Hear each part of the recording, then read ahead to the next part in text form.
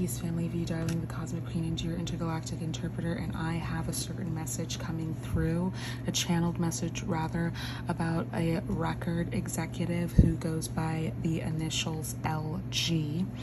For this Three of Cups energy, when I was pulling this about a year ago, I would perceive of it in this really negative, toxic way, like this toxic coven. But I'm getting it in this upright position, and I'm channeling the word charmed.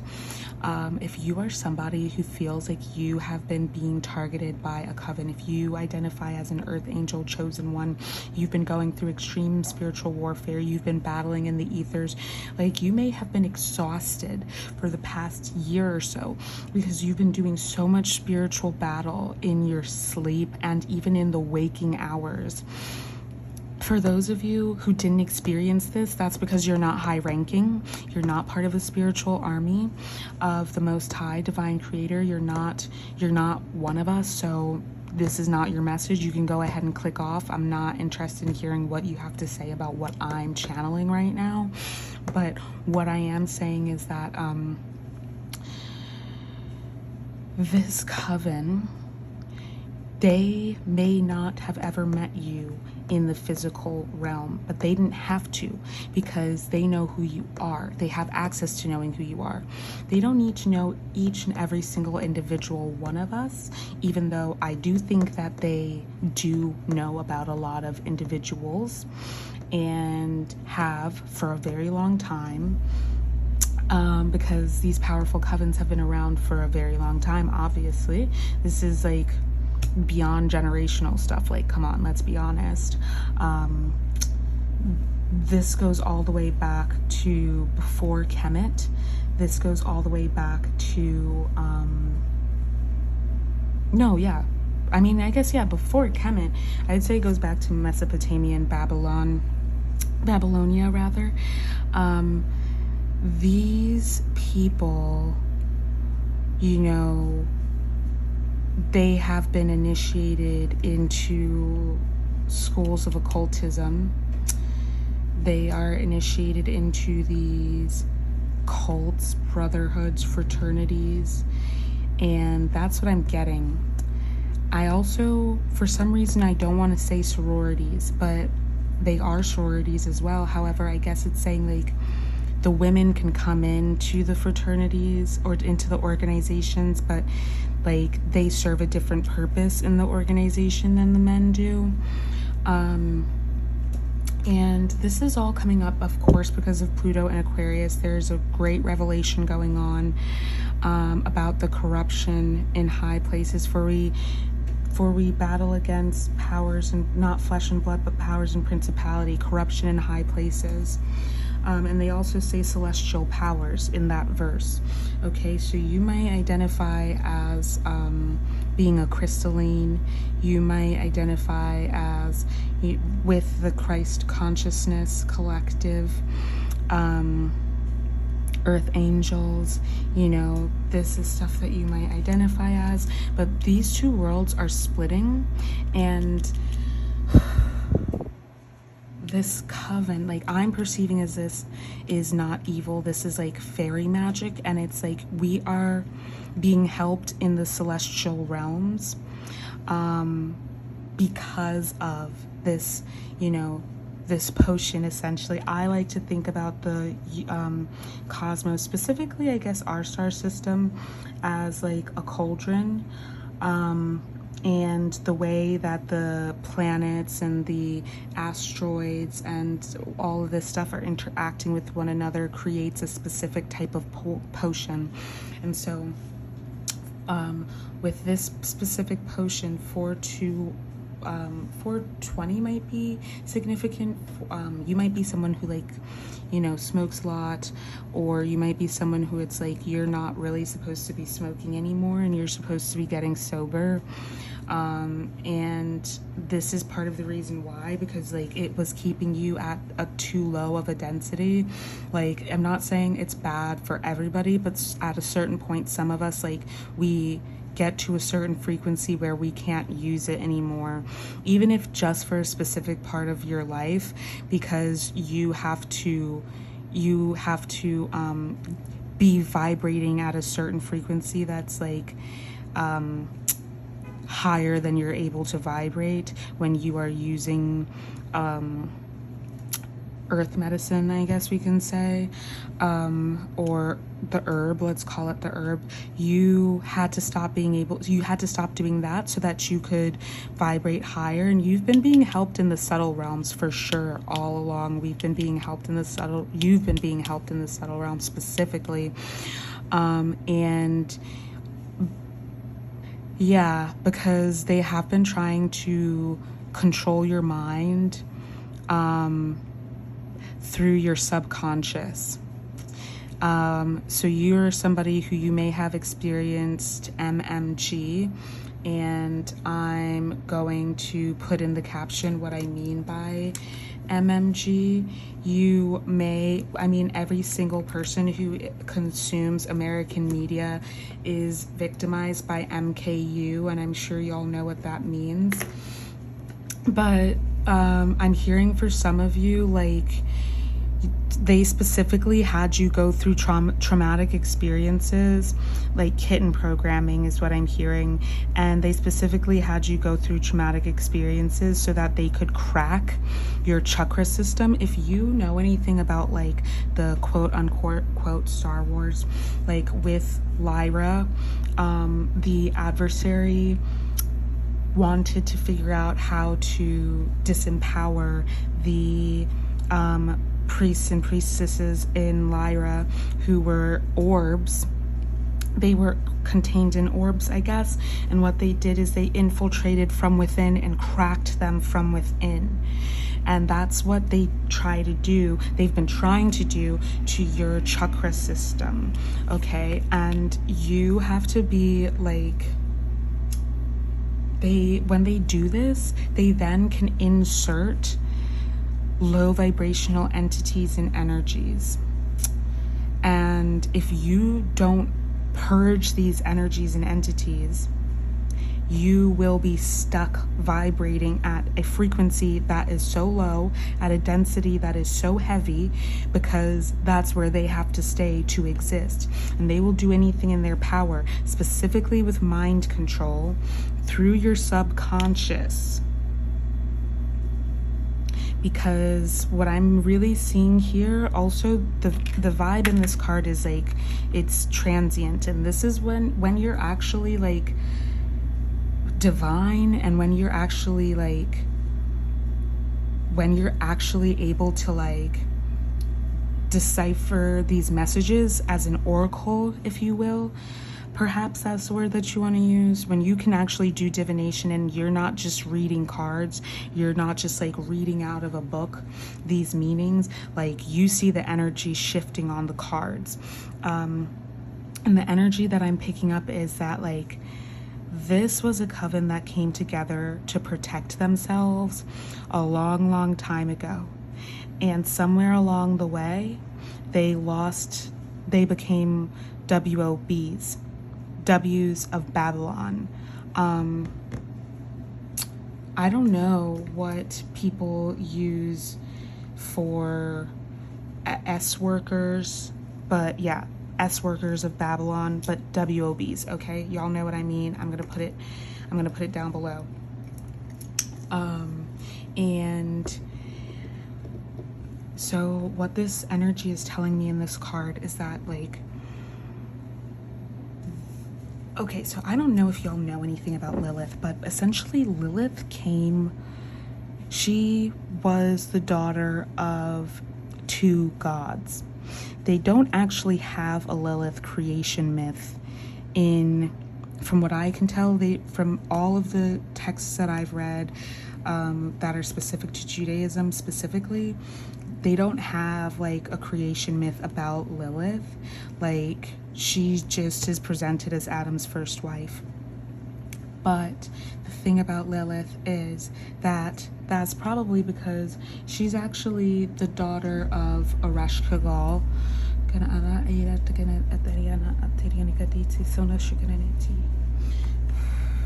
And I'm being given permission to use her name while I do this reading.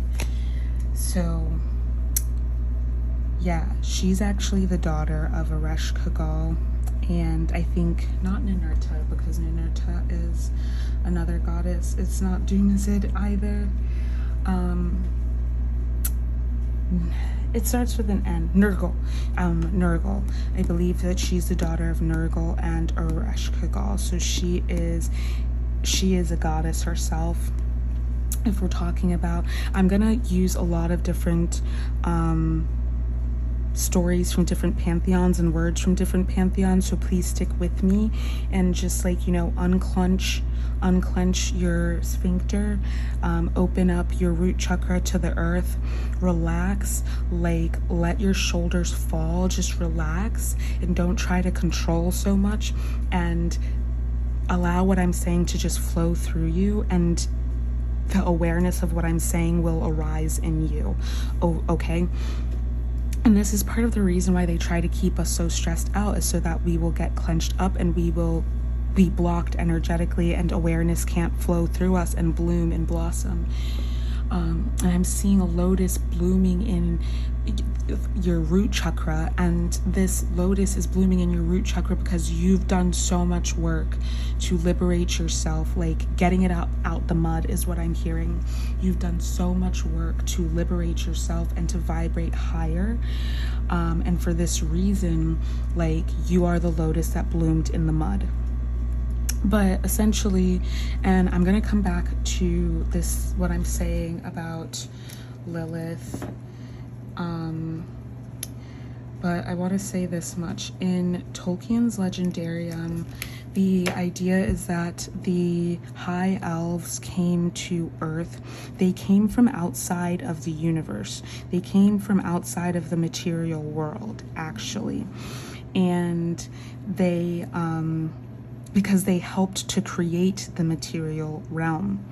Okay, think about it in Genesis, in the cosmology in Genesis. The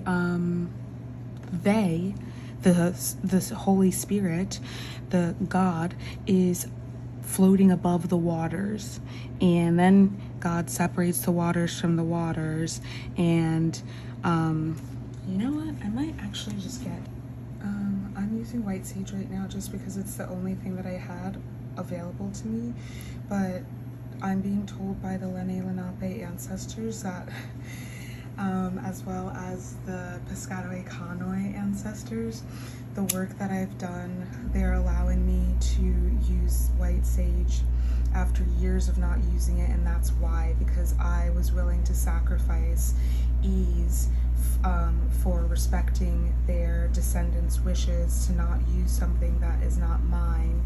And they're saying, because I've been honoring them so much, like, they are allowing me to use white sage, and I just really appreciate that. So I just want to say thank you to those ancestors, and to those spirits and energies right now. I really appreciate that. So I have been purging a lot on my left arm and through my left hand, and I realize now, like, the left hand path, it's because of the karma. It's because of the karma that I've been purging. But anyway, this is going to be this is for a very specific collective. This is for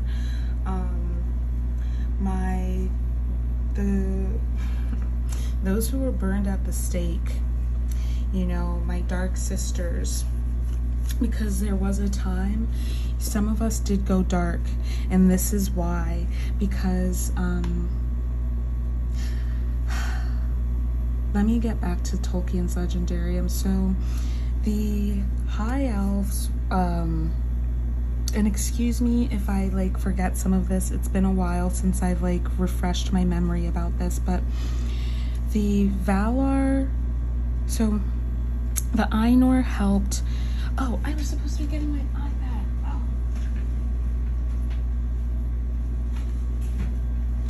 The god of the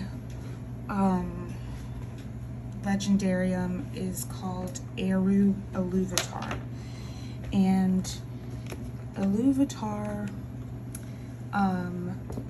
was basically the conductor of a choir of energies who were called the Ainur, and the Ainur were primordial beings who helped to sing 𝗪თ. You know, 𝗪თ was basically the world, into existence.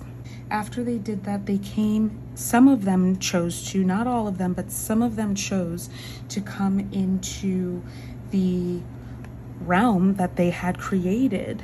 And this is the realm that Middle Earth exists in.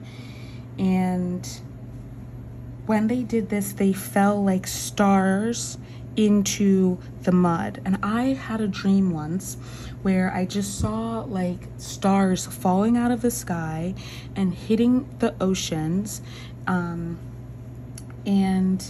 remind me later, hitting the oceans and becoming like transparent jellyfish. And jellyfish, there are certain jellyfish that can basically live forever, because what they do is like basically a Benjamin Button sort of deal. They regress themselves back to when they were babies infinitely, but if they get eaten, obviously they're dead. I am going to read the verse of the day really quickly because I think that it might have some correlation. And I do want to say, I'm just going to give a disclaimer. I do not identify as being a part of any set religion or institutionalized religion, but I do identify as a Christ being. Okay, Colossians verse 1, chapter 13 to 14.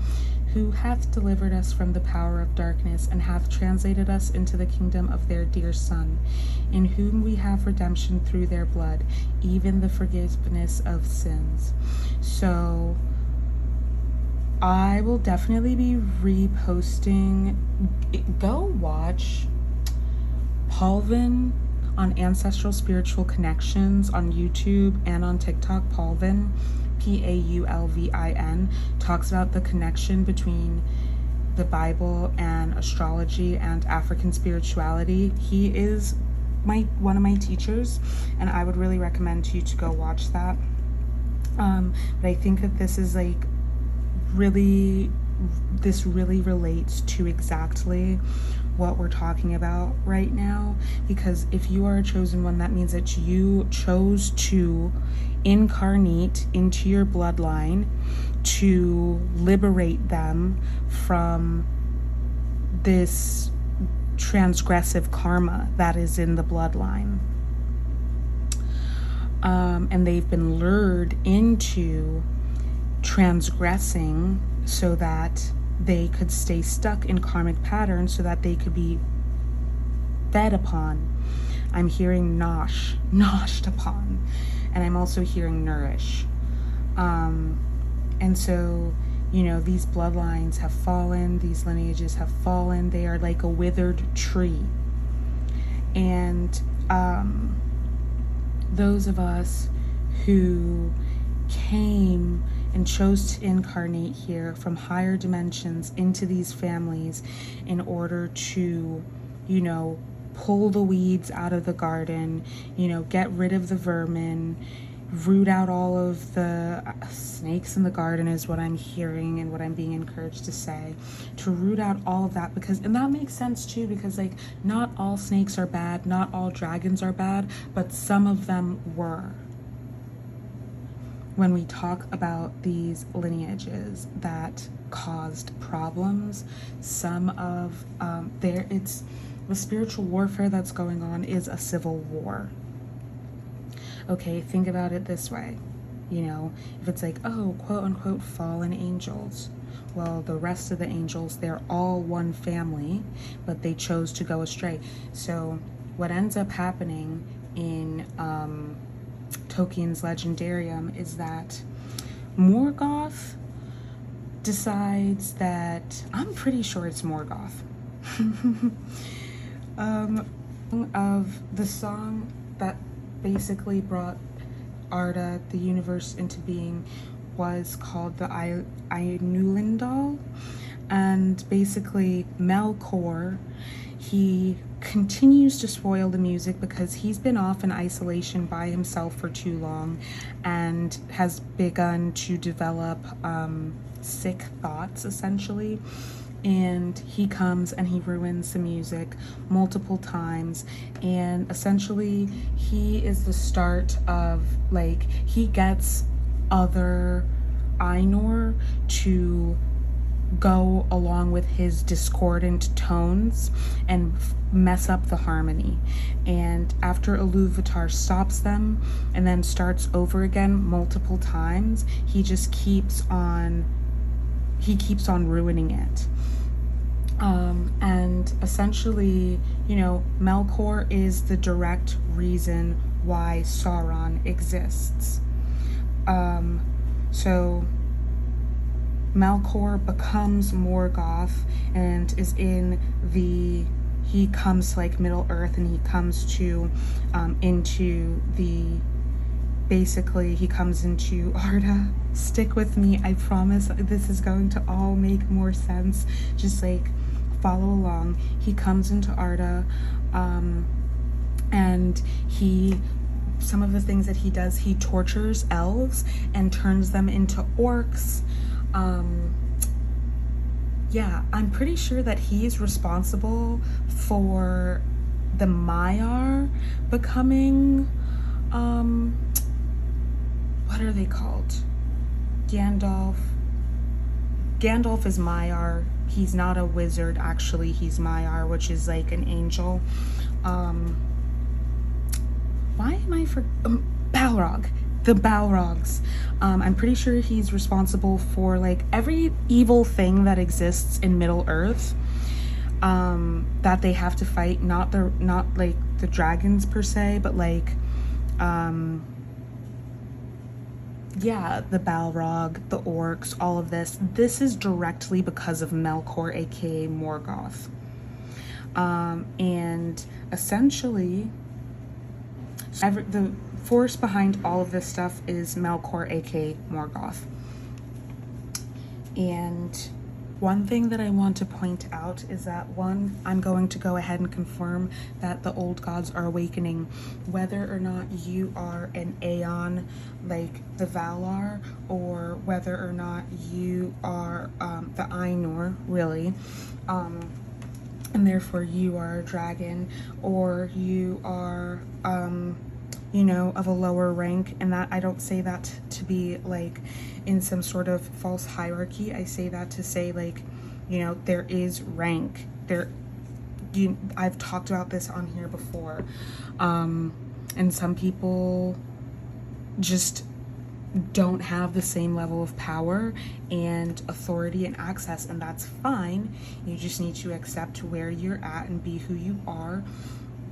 But they're all waking up because we have already gone through, we've gone past the turning of the age. We're in it now. And the reason that I wanted to go into my Bible app is because I want to go to Genesis book 1. Though I know that there are actually in book 2, I think it is, there are multiple ways that the creation is told, but let's read a little bit. In the beginning, God created the heaven and the earth was without form and void. Think about this in terms of it being a grimoire, okay? This is also talking about how we as creators, with the divine spark inside of us, create, okay? The earth is the material realm. It is the material, okay? And the earth was without form and void, and darkness was upon the face of the deep. And the Spirit of God moved upon the face of the waters. And God said, "Let there be light." And there was light. And God saw the light, and it was good. And God divided the light from the darkness. And God called the light day, and the darkness night. And the evening and the morning were the first day. And God said, let there be a firmament in the midst of the waters, and let it divide the waters from the waters. And God made the firmament and divided the waters which were under the firmament, which from the waters which were above the firmament, and it was so. And God called the firmament heaven, and the evening and the morning were the second day. Oh, this is why. Okay, so basically, I don't remember why I actually brought that up, but I guess I talked about it when I talked about the 𝗍○○ So the universe was created, and some of the Ainur chose to come into this realm that they created, and they became the Valar. And these are the great gods of all of these like pantheons, essentially. And essentially they would go on to have children, and their children would basically be of lower rank than them. But so think of it this way: 𝗪ᵗ and Nergal had a daughter named Lilith, and Lilith would have been on Mount Olympus. She was not inside of, she wasn't created the same way that humans were created as a force of creation. She was essentially, I guess, a gift.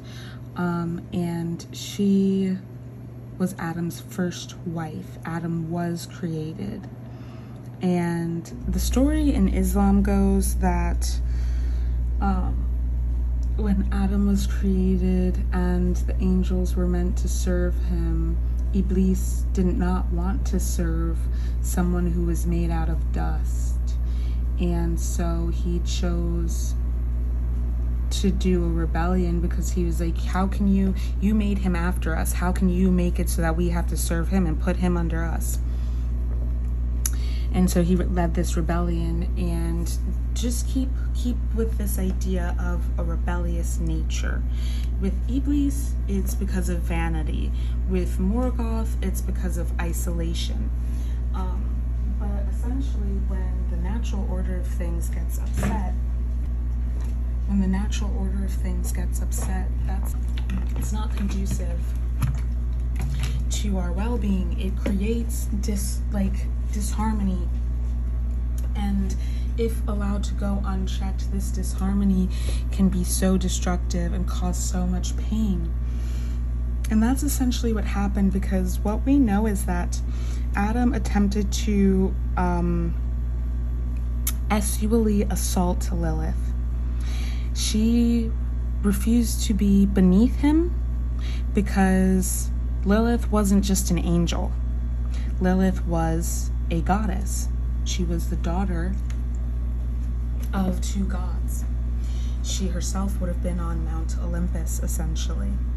And she chose to, I don't know, but she came into the earthly realm. She didn't have to. She could have stayed outside of the earthly realm, but she chose to come inside into this universe and manifest. And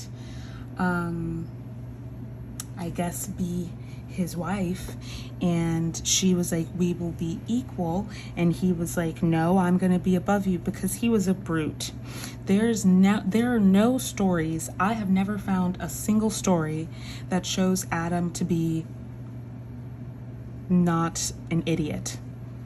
But yeah, so he was a brute. And she refused to be subservient to him, and he could not take that, because he had a fragile little ego, and he attempted to sexually assault her. He may have succeeded. I don't feel like the things that I've read indicate that he did succeed. I just seem to find that he attempted to assault her, and she ran away. And when she ran away, I kind of get the sense that, well, we're told that she became the mother of demons. She went to the sea and she started birthing demons. And, you know, there's definitely a parallel for like experiencing trauma and creating monsters in shadow in our subconscious. And I certainly feel like that's kind of the way that especially scholars kind of talk about the Persephone and Pluto story. But you can see the parallels between the story of Persephone and Pluto, especially the fact that like she came down from Mount Olympus. That means that she lived in heaven, you know what I mean? And she could go between heaven and earth, and she chose to come down onto earth from Mount Olympus, descending down the mountain. And when she did that, she was kidnapped by her uncle, who was obsessed. And there are different stories that say that either her father, Jupiter, Jove, Zeus, had made a secret plan to marry her to him, and that's why he took her. But then there are stories that Venus, Aphrodite, I guess Inanna, was mad, I think, at Demeter and her mother. And I'm trying to remember Demeter's other name, but it's not really important. Either way, she was mad at her, and I don't remember why, but she had her son Cupid, Eros, shoot an arrow that pierced Pluto, and Pluto became so obsessed with her that he erupted out of Mount Etna, which was a volcano, and kidnapped her and made her his child bride. That's the story. That's a couple of the stories. This is different iterations of the story, but essentially this is about this idea of having your innocence stolen from you, having your agency and autonomy and your ability to dictate your story for yourself stolen from you. And if you think about it, this really sounds a lot like, you know, one of the priestesses on TikTok that I really love, 𝗪̇ዀ𝗺, she, I think it was her who basically said, like, you know, when you have your childhood stolen from you, chosen ones, that is a child sacrifice. You don't get to be a child, and your childhood is sacrificed to this I don't want to say who, this deity who accepts child sacrifice, and they like to say that, you know, that it's a bullheaded deity. And I would really encourage you all to stop thinking about angels and demons as like this, I don't know what the heck, but like they are the deities of these Abrahamic religions. So the Abrahamic religions, they also have pantheons. They also have these rankings. If you know anything about angels and demons, angelology and demonology, they have ranks. That's what powers and principalities are. Those are two ranks within angelology: seraphim, ophanim, cherubim. These are rankings because these are they are the deities of Christianity. And then you have saints, who I guess are kind of supposed to be like the demigods in a way. But yeah, don't think that that religion is anything different than anything else that other people were engaging with since the dawn of time, or since the dawn of, yeah, I'm picking up to say the dawn of time. But what does all of this mean? Why is any of this relevant? Why am I bringing up any of this? So Lilith, who is a goddess on Earth, earthbound deity, goes to her higher self is 𝗪𝗲. 𝗪𝗲 is one of the 4 luminaries. And Sophia is actually, anyways, 𝗪𝗲 is one of the 4 luminaries. And one of the extrapolations, her extrapolation is Lilith. And she ends up making these demons, I guess, and birthing them and into the sea. And so we can look at this as like, yeah, as I said, like, you know, it's just a trauma response essentially. And allegedly God sends these angels, and when we're saying God here, we're talking about Yahweh. The Iwe people or the Ewe people call Yahweh Yeve. This is, I'm not going to get too deep into this, but like that's the God that we're talking about. That's who we're talking about. And so Yahweh sends these angels to go get her, and she's basically like, I'm not coming with you. Like, you, I'm pretty sure she probably was even like, you are not even on my level. Like, who the fuck are you? Like, get out of here. This mother effer is crying and complaining that I didn't do what he wanted me to do because he tried to assault me. I don't give a shit. I'm not going back to him. And you can suck my D. I'm sure that she was like, who do you think you are? And they were like, we're gonna kill all of your children every day until you come with us and come back, because he wants you back. And she's just like, you know something? Now, this is where stories differ, but she's like, you know something? I'm not doing this with you all. Because I'm supposed to be like shepherding these spirits of babies, and I'm just not, if you try and kill my babies, I'm gonna kill your babies. And this went on for, I think they said like 8 or 9 days before she was the one who had enough compassion and empathy to be like, okay, I'm not gonna do this anymore.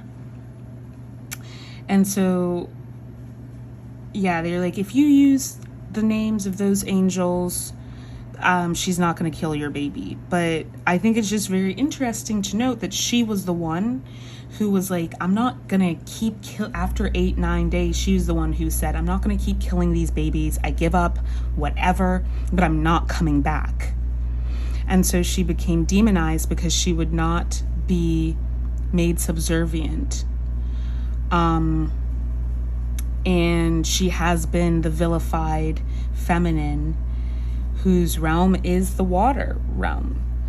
And this is where we get this shadowy marine kingdom. Basically, they have declared war against the crystallines, I guess. The crystalline kingdom, because of jealousy. And because we know that the crystalline is a water realm, and we know that, like, if you think back to Mintaka, they always talk about how it had crystal clear waters, right? And that's where the original light workers came from. So this is what I'm picking up with this 3 of Cups. And this is how, once again, 34 minutes. This is how you know that I'm the real deal, a true oracle, because somebody who just only knows how to read tarot would not be picking up these stories that I've woven together from scholarly texts and the original texts and scholarly interpretations, and, you know, channeling the wisdom of the divine. But I say this all to say, they came together. They say that Lilith was also the first witch. And Hecate is someone I would consider along with 𝗪ṛि្ощ𝗁𝗃, 𝗪𝗲 also. And 𝗪𝗲 reminds me a lot of Sekhmet, and the way that they both came from a higher being who descended down to the lower density to rid the world of evil and corruption and demonic powers in Kali's case. But Sekhmet came from Hathor, the mother goddess.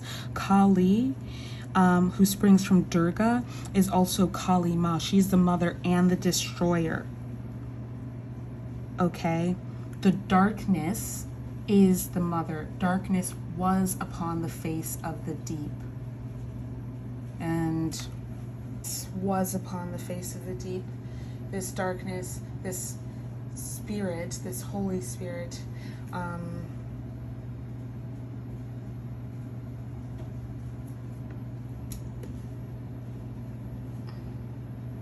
the darkness is the Holy Spirit, and people don't realize that because you've been so indoctrinated to think that, like, space is a vacuum.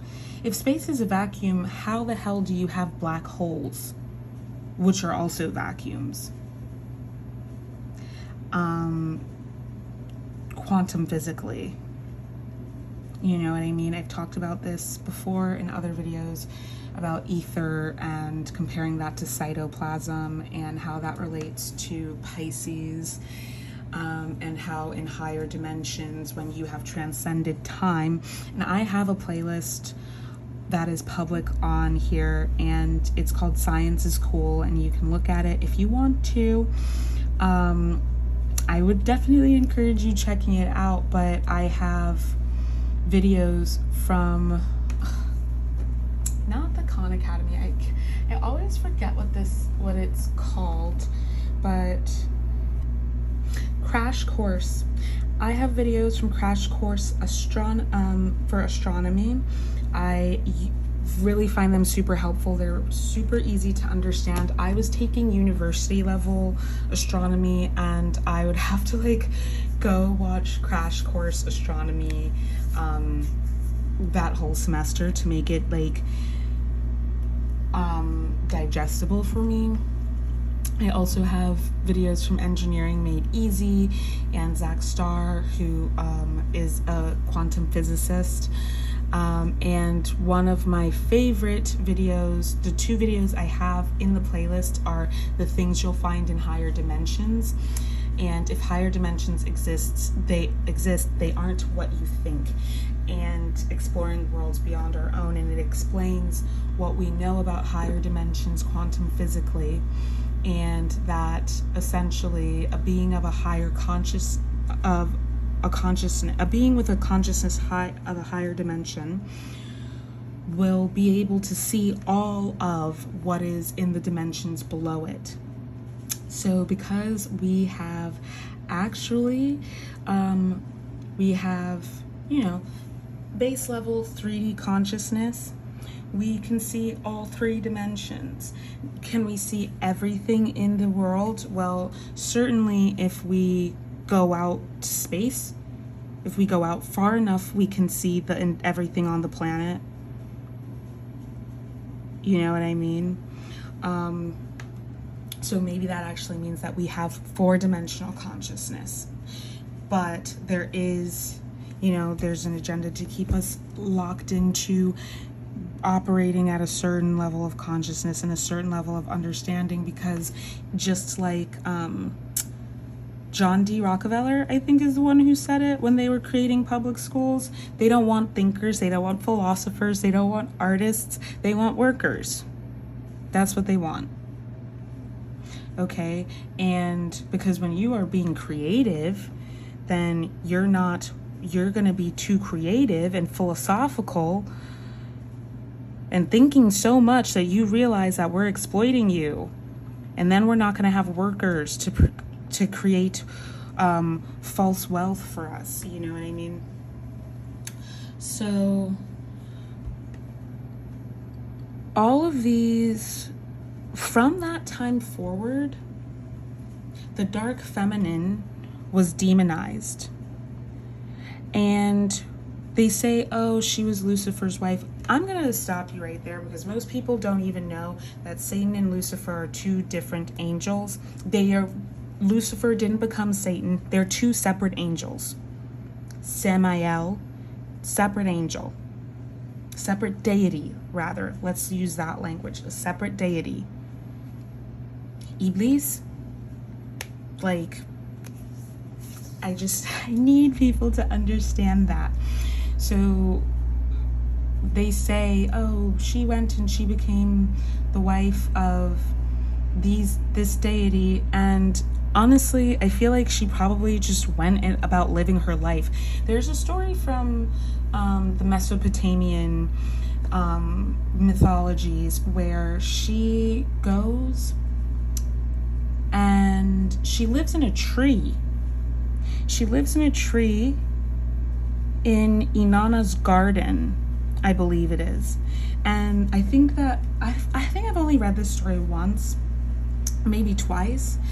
But essentially, there's some reason why Inanna has to cut the tree down.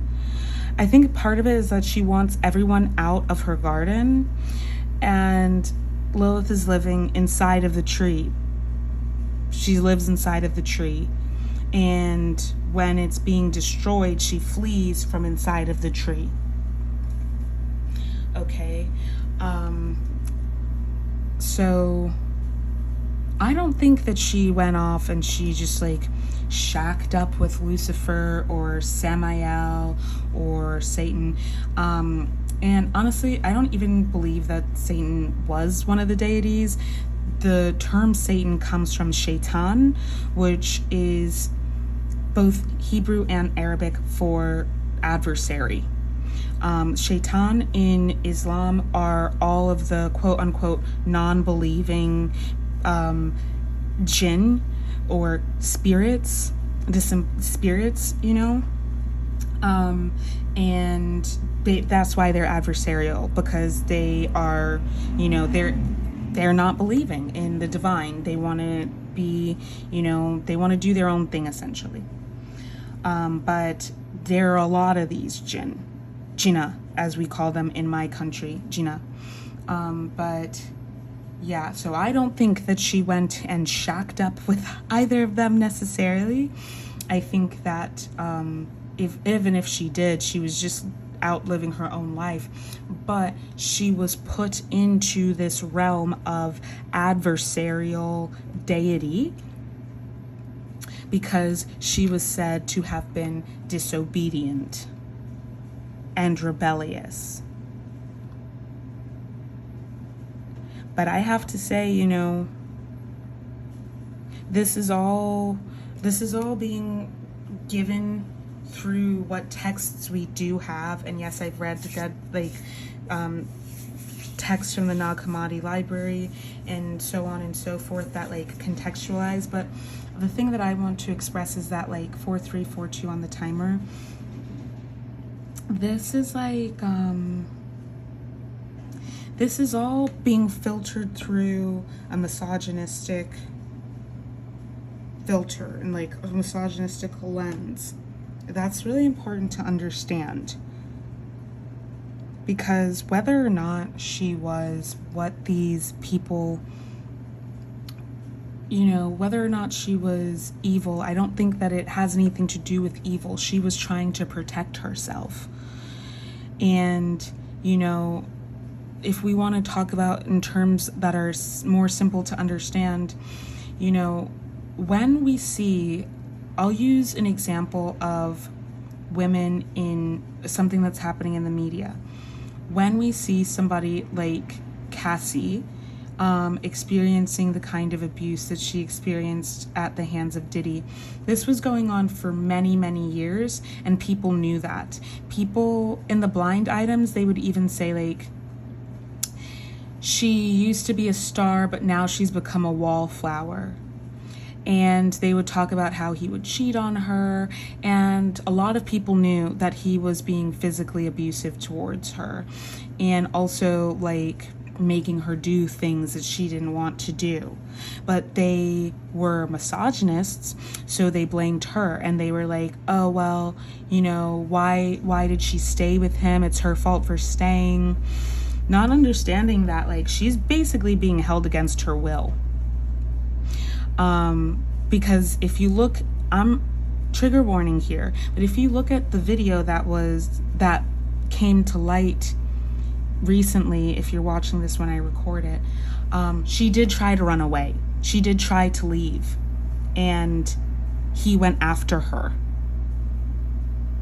And if you also read the blind items, you can read them about her. You can read her court case. Also if you read F.K. Twigg's court case against Shia LaBeouf, these people,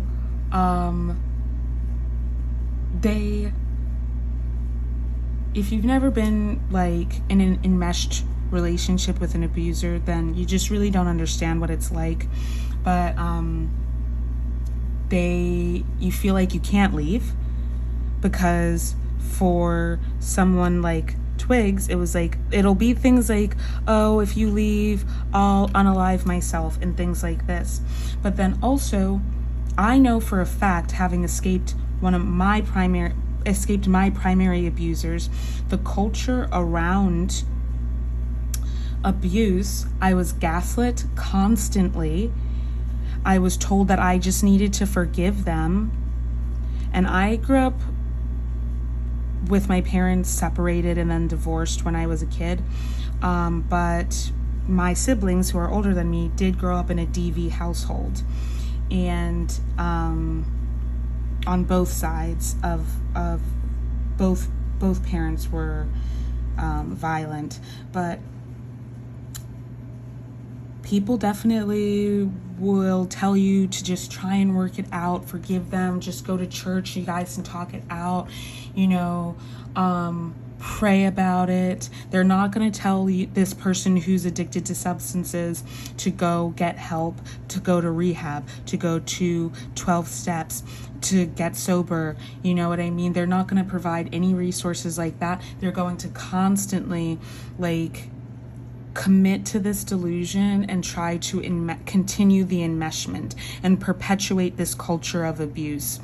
And I'm saying this, and I'm letting you know, this culture of abuse, I can't say that it definitely started with this first sexual assault, but there's also then, there's a story called The First R, and this story, which I believe is a Gnostic story from the Nag Hammadi library, but it also might not be. It definitely predates a lot of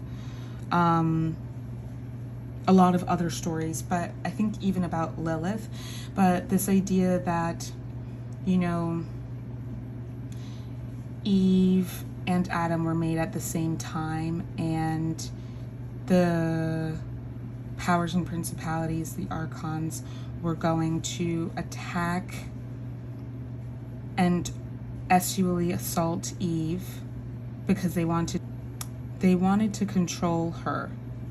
And so they decided they were going to sexually assault her. And she knew this, and so she called out, and the higher beings took her out of there and replaced her with a carbon copy. And they did assault that carbon copy. And when I think about this, I also think that this can relate to this like story of Lilith, in that, like, you know, she ran away. She was going to be assaulted, and she didn't want that to happen, so she ran away because she knew better, and she fled. And then, you know, Eve was made to replace Lilith, and she didn't have any of that rebellious nature about her. So I guess, like, they produced a new woman who was not defective, and she was basically the concubine to Adam. But once again, she, like, still the woman is always blamed. The feminine is always blamed for what happens to humanity. And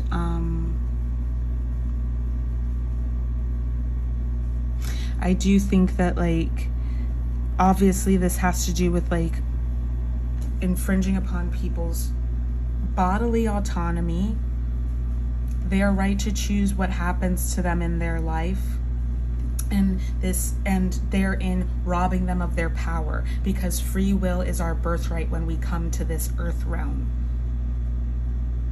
These beings, essentially, this is the first, you know, assault, and this is the start of a cycle of abuse.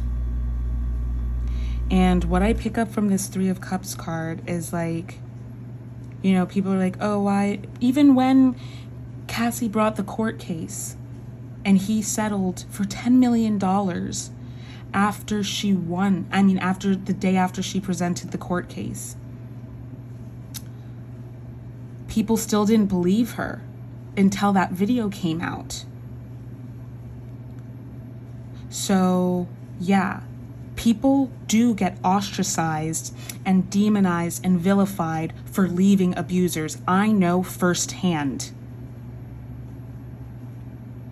I know firsthand what it means to divest from a culture of abuse, a community that perpetuates, protects, nurtures abuse, and from those who are directly abusing you, not just those who are complicit.